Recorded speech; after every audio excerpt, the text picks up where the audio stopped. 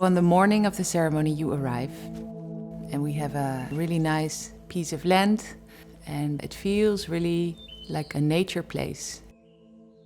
We invite you to really connect to nature, to feel the trees, to listen to the birds, and to really connect to the ground, to the earth. And on that land is a beautiful yurt.